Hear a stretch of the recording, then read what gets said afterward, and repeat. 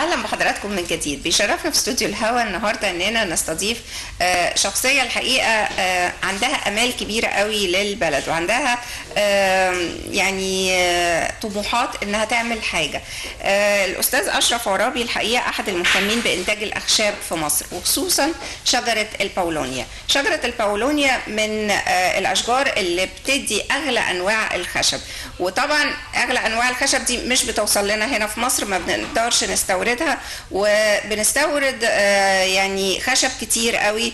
بنستورد خشب زان، وبنستورد مجموعه كبيره من الاخشاب. ده طبعا يعني بيحتاج دولار، وبيحتاج يعني حاجات كتيره. هنتعرف اكتر على استاذ اشرف عرابي. اهلا بيك، صباح الخير. اهلا وسهلا. استاذ اشرف، انا عايز اعرف شجره الباولونيا واهميه هذه الشجره، وازاي قدرت ان انت يعني تزرعها في مصر. بسم الله الرحمن الرحيم. هي شجرة الباولونيا هي أسرع شجرة في العالم. أسرع شجرة تدي إنتاجية أخشاب. أسرع شجرة في العالم بتنمو، فبالتالي أصبحت أسرع شجرة. سرعة النمو ديت، خصوصا إن خشبها من أفخر أنواع الأخشاب. شكلتها لازم تتعمل في المعمل زراعة أنسجة، وده اللي كان بيأخرها، وده اللي أخرها عن مصر تماما. مع ان الصنف بتاعها اساسا بتاع الحر بتاع جو مصر. يعني الشجرة دي مناسبة لجو مصر؟ مناسبة جدا، لان الشجرة دي ربنا خلقها في الصين، اساسها موطنها الصين، في خط عرض 32 لخط شمالا ل 28 شمالا، نفس خطوط العرض بتاعت مصر. مصر من 32 ل 22، فنفس المساحة دي. المساحة اللي حضرتك بقولك عليها اللي ربنا خلقها في الصين دي تعدي 6 مليون فدان، 2.5 مليون هكتار هم عندهم بالهكتار، فتعمل بالظبط 6 مليون 250 ألف. نفس خط عرض مصر. فهي يعني احنا ان شاء الله باذن الله نتمنى يعني لما ننتج منها اخشاب بشكل تجاري. احنا انتجنا منها اخشاب بشكل عينات للتعريف، هتبقى خشب مصري. ممكن اشوف عينة الخشب؟ ده انتاج شجرة الباولونيا. تمام. طب ده خفيف جدا، قوي. ولا يتأثر بالعوامل الخارجية خالص. يعني بس خفيف. يعني انا حاسه وانا ماسكه الخشب ان انا يعني ما دي لما تكون مع القوه يعني تبقى زين بنمسك خشب. ده ميزه حضرتك. احنا في مصر بنجيب اردى انواع الاخشاب، لان ما عندناش حاجه اسمها خشب في مصر. فبنجيب السويدي والابيض والموسكي، وقبليهم او تحتيهم البياض، واعلاهم الزان، وبعد كده الارو بنسبه بسيطه قوي. عندك فكره عن الرقم اللي بنستورد بيه اخشاب؟ هو سنويا بيزيد 200 مليون دولار. اخر رقم كان مليار و700 مليون دولار. مليار و700 مليون دولار ده رقم رسمي من الحكومة. طبعا اكيد بيبقى اكتر من كده، وفي ازدياد. وكنا في ندوة قريبة، الدكتور هاني الكاتب مستشار رئيس الجمهورية للشؤون الزراعية هو اللي قال الارقام ديت، وقال كمان ان خلال 20 سنة هيوصل الرقم ده ل 50 مليار دولار. فطبعا الثروة الخشبية هي الثروة الوحيدة اللي مش موجودة في مصر.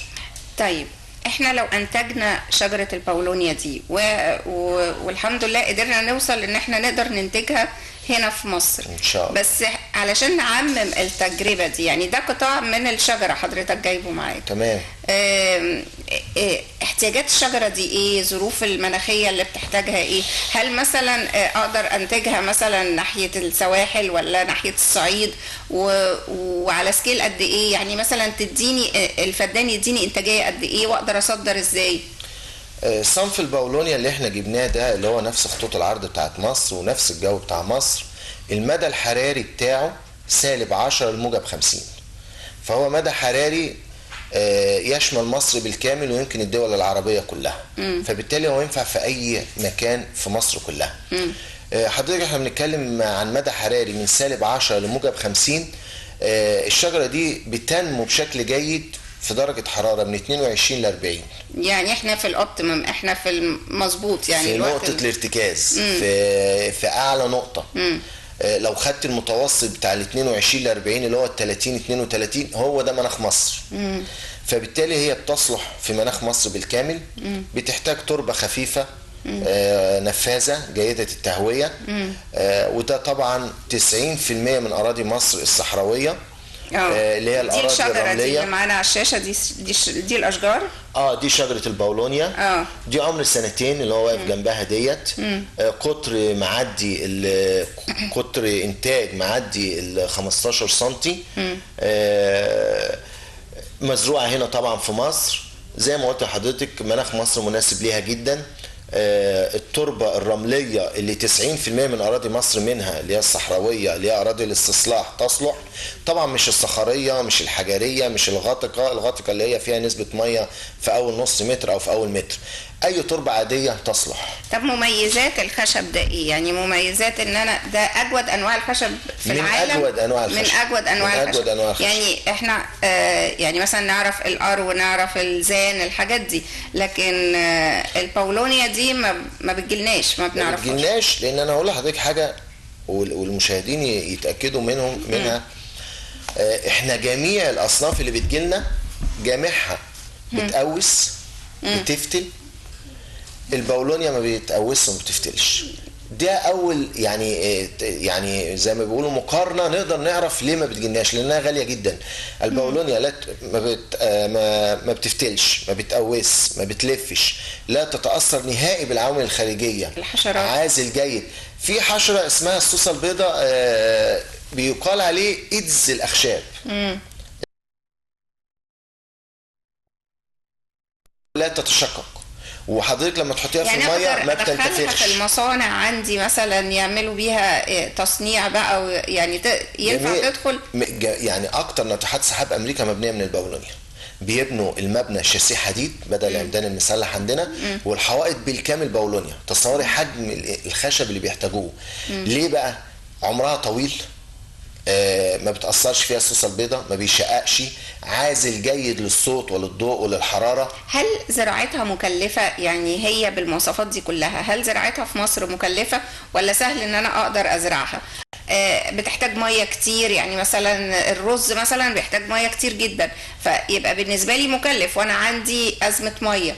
لكن دي مثلا هل الزراعة بتاعتها مكلفة؟ بص حضرتك، هي الزراعة بتاعتها مش مكلفة خالص.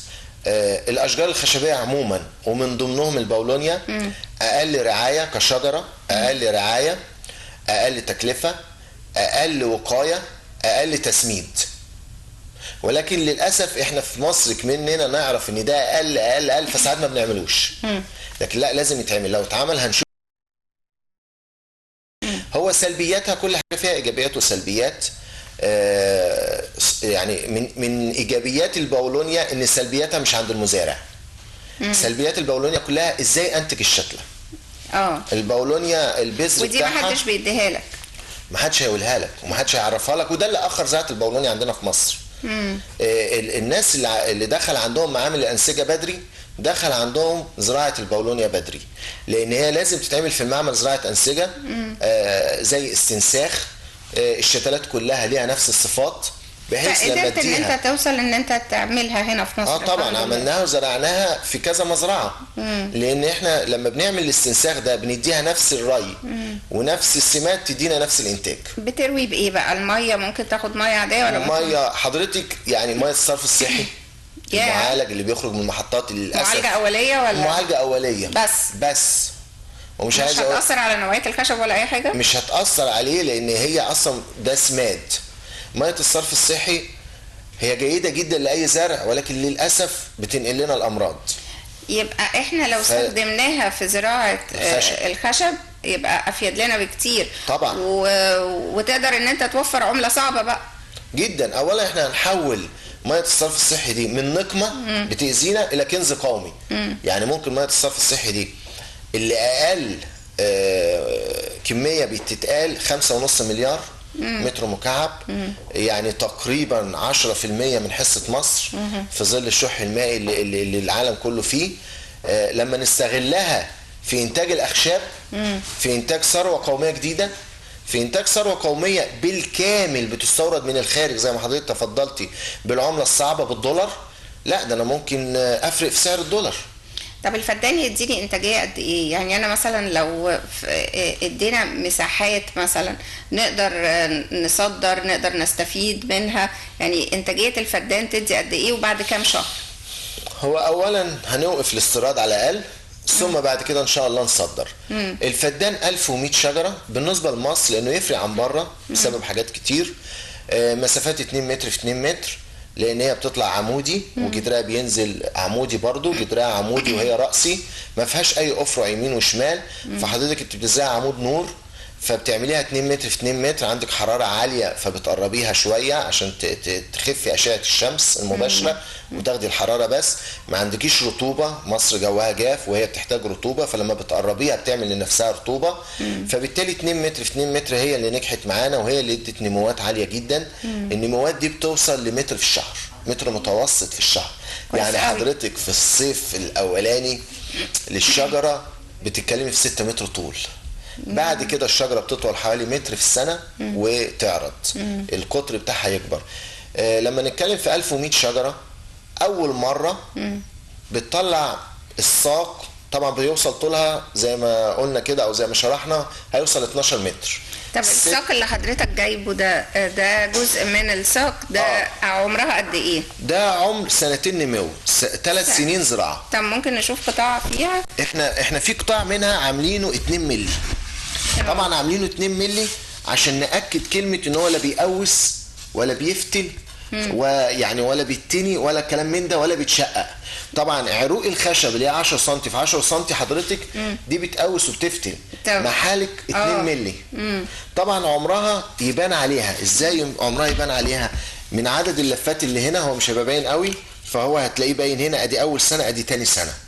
في اي واحده هتمسكيها، انا قاطع طبعا بوصه ونص بوصه، فهتلاقي ادي اول سنه وادي تاني سنه. دي عمر 2 نمو، 3 سنين زراعه. لان احنا من ضمن المعلومات ان اول سنه بعد ما بتكبر 2-3 متر على الاقل، لان بنزرعها في اخر 5 بعد رياح الخمسين، بنقطعها من على وش الارض. ودي حاجه اسمها تربيه جدر. عشان تطلع تاني عشان فتدينا في الصيف التاني مش اقل من 5-6 متر مره واحده. عشان لما تيجي تدينا التاج من اخر متر يتبقى عندي ال5 متر الساق اللي هاخد منه خشب. ده طبعا انضف كتير جدا، يعني ده خشب على مستوى جيد جدا وعالي جدا، وتقدر تديه للمصانع هنا في مصر بدل ما بيستخدموا MDF. والMDF ده زي، يعني حضرتك ادرى بقى مش انا اللي هقول. احنا من كتر احتياجنا للخشب، الMDF دلوقتي بيتعمل في مصر من مصاصة القصب. شوفي تصوري هذا، مصاصة القصب مش ما عندناش. فان شاء الله لما يتعمل من العروق الرفيعة او الافرع الصغيرة من اخشاب البولونيا، لا ده يبقى حاجة تانية خالص. حضرتك الشجرة بيبقى طولها حوالي 12 متر، 6 متر ساق و6 متر تاج افرع صغيرة.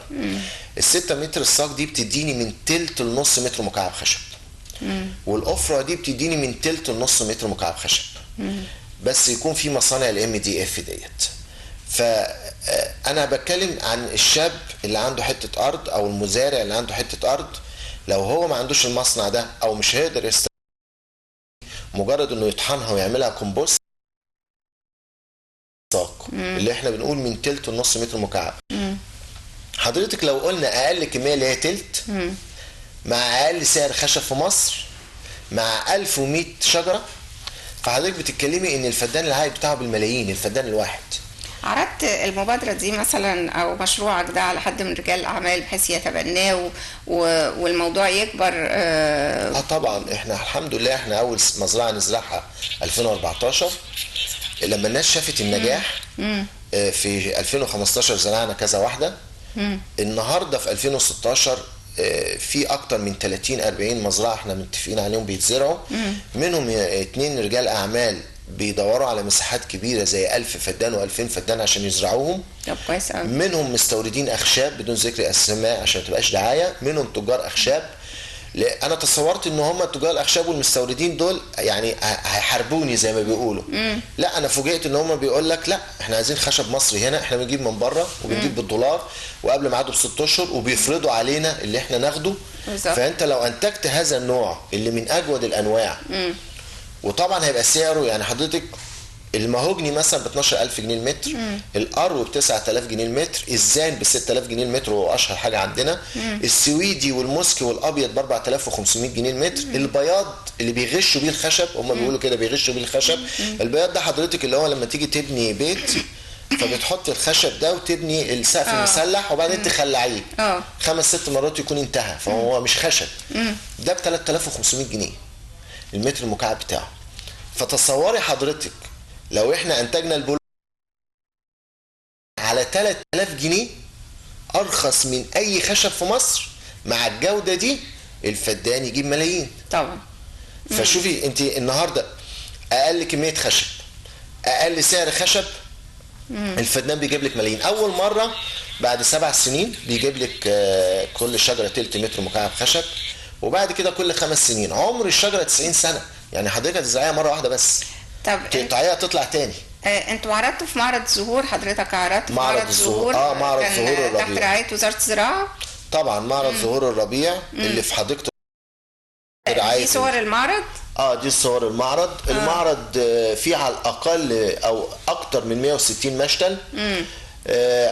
طبعا زينة وورود وكل حضرتك ما تتخيليه، واحنا بندعو طبعا اي حد في مصر يجي يستمتع بمعرض زهور الربيع اللي في حديقة الأورمان اللي تحت رعاية وزارة الزراعة، ويشوف ويشتري اذا كان عنده مزرعه، اذا كان عنده فيلا، اذا كان عنده اي حاجه تخص الزراعه. في زراعه هناك اللي هي الاسطح، في الاكوابونيك الزراعه المائيه، في الشلالات الصناعيه، في النخل بجميع انواعه. الاكوابونيك دي كويسه قوي كمان، مفيده جدا. مفيده جدا.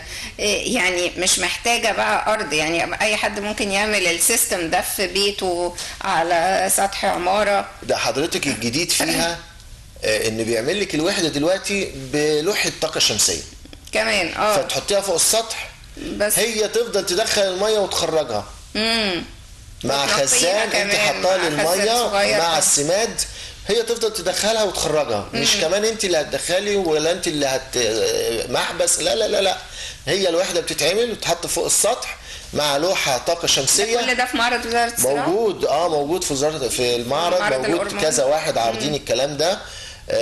وزي ما قلت لك في نخل وفي بجميع انواعه وازهار وورود واشجار وكل حاجه. وكنتوا عارضين الباولونيا بقى. طبعا احنا بنعرض الباولونيا وبنعرض جميع انواع الاشجار الخشبيه، لان جميع انواع الاشجار الخشبيه جيده، واحنا بندعو لجميع الانواع. هو جمال الباولونيا بس ان هي سريعه. يعني المهوجني الفدان بتاعه بيجيب ملايين الملايين بس بعد 35 سنه، لكن الباولونيا بعد 7 سنين. فده اللي خلينا مركزين على الباولونيا. استاذ اشرف، يعني اتمنى ان شاء الله مشروعك يتم تعميمه، لان فعلا مفيد. احنا محتاجين الافكار اللي زي دي، وطالما قدرنا نوصل ان احنا نقدر نزرع شجره الباولونيا في مصر، نتمنى ان شاء الله ان الدوله تستفيد من هذا المشروع، وخصوصا ان هم يعني هيوفر كتير من الدولارات اللي احنا بنستوردها، بنستورد بيها الاخشاب. بشكر. ان شاء الله الدوله تستفيد والمزارع يستفيد واي مواطن هيستفيد، لان زي ما حضرتك قلتي احنا لو اثرنا على سعر الدولار فالعائد هيعود على اي مواطن حتى لو ملوش علاقه بالموضوع. بشكر حضرتك جدا استاذ اشرف عرابي، احد المهتمين بانتاج الاخشاب خصوصا شجره الباولونيا في مصر. بشكرك شكرا جزيلا، نورت. هذا النشان المفروض حاليا ان الدوله تستصدر قرار جمهوري بالنشان ده بكوسان الزراعه، لان انا المفروض بقى اشجع، احنا مصر بلد زراعيه، فالمفروض انا بشجع المزارعين واعمل لهم تقدير. يعني ده لازم الزراعه ما يحس، اصل المزارع لما اديله اي نوط او وسام تاني غير ما اقول له وسام الزراعه. دي كان معانا استاذ اشرف اللي كان معانا بالظبط مثلا، يعني وزرع شجره مثلا المفروض ان احنا ما بنقدرش على تكلفه استيرادها حتى، يعني شجره الباولونيا وتقدر تجيب دخل لمصر. تمام. اجي بعد كده